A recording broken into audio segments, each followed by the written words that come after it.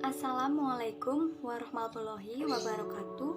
Saya Putri Hasna Nidanandini, biasa dipanggil Hasna.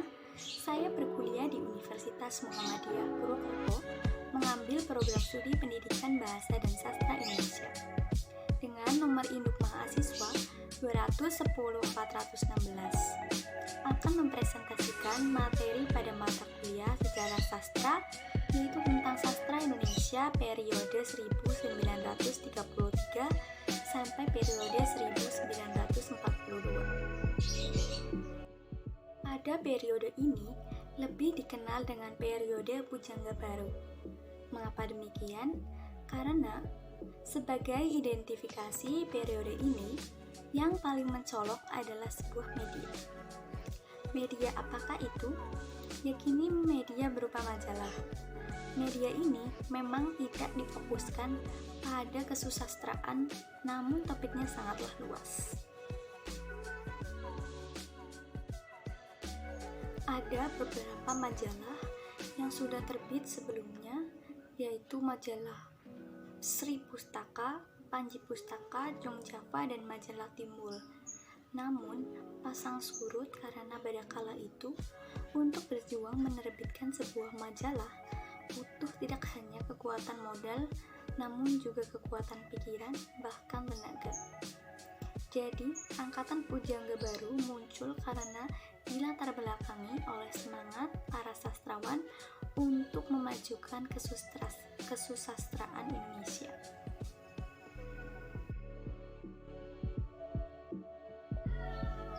Majalah ini didirikan oleh Sultan Takdir Ali Syabana, Amir Hamzah, dan Ajmin Pen, dan diterbitkan pada Mei 1933. Mereka merupakan tokoh-tokoh penting di dalam Pujangga Baru, dikarenakan mereka lah yang mempelopori mendirikan Pujangga Baru. Dan setelah Pujangga Baru ini berdiri, barulah sastrawan-sastrawan dan budayawan saling bersinggungan. Di era sebelumnya, di penerbit Balai Pustaka, itu pada era Belanda. Selanjutnya pada era Pujangga Baru, ini masuk pada kolonial Jepang. Sehingga Pujangga Baru ini lebih kuat berbicara soal kebarat-baratan. Sehingga pemerintah Jepang pada saat itu berusaha untuk menolak peredaran bahkan perkumpulan orang-orang yang di bawah naungan Pujangga Baru. Salah satu karya paling terkenal pada periode ini adalah novel layar terkembang karya Sultan Takdir Ali Syabana. Novel tersebut menyiratkan polemik sastra dan kehidupan modern. Ciri-ciri karya sastra Pujangga Baru yang membedakan dengan periode lainnya adalah bertema persatuan, nasionalisme, dan rasa kebangsaan. Beberapa sastrawan di angkatan ini mengangkat persoalan emansipasi wanita. Alirannya disebut romantis idealis. Sastrawan menyiratkan idealisme dalam karya-karyanya. Ada pengaruh dari karya sastra tahun 80-an dari Belanda. Mulai menyiratkan tentang modernisme, bahkan masa depan Indonesia. Menggunakan bahasa yang indah dan lepas dari kaidah penulisan Balai Pustaka, yaitu menggunakan bahasa Melayu tinggi. Terdapat beberapa pengarang lainnya pada masa Pujangga Baru. Ialah Sanusi Pen yang banyak menulis drama seperti Erlangga tahun 1928, Kertajaya tahun 1932, Manusia Jiwa tahun 1940. Sedangkan kumpulan puisinya adalah Pancaran Cinta tahun 1927, Puspa Mega tahun 1927, dan Madah Kalana tahun 1931. Karya lainnya ialah Sejarah Indonesia tahun 1942, Indonesia Sepanjang Masa pada tahun 1952, dan Gamelan Jiwa tahun 1960.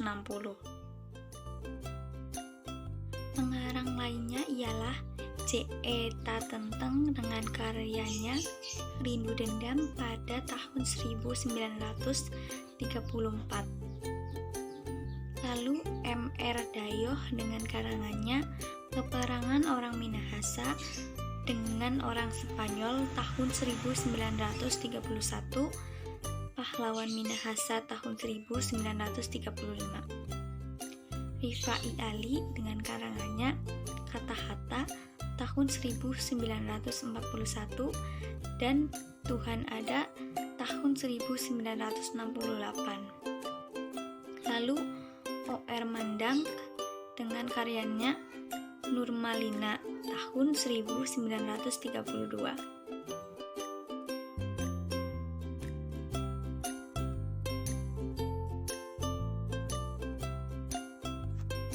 Pengarang perempuan yang muncul pada periode ini adalah Hamidah yang merupakan nama lain dari Fatimah Hassan Delais yang menulis novel Kehilangan Mestika.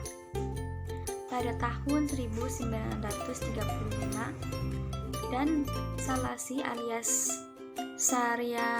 Saryamin atau Seul Guri yang menulis novel Kalau Tak Untung tahun 1933 dan Pengaruh Keadaan pada tahun 1937. Lalu Rangkaian Sastra tahun 1952 dan Panca Juara pada tahun 1981.